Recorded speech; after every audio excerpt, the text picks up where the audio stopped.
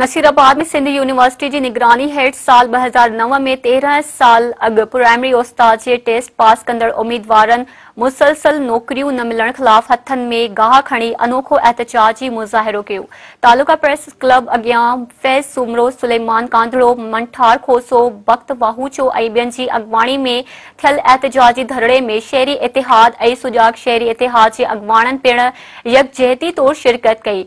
उन मौके ते खिताब कंदे अॻवाणनि चयो त राशि कामोरनि गरियूं रिश्वतूं वठी असांखे पुठ ते रखे नाअहल ऐं फेल शागिर्दनि खे पास करे खैन नौकरियूं ॾेई छॾियूं आहिनि।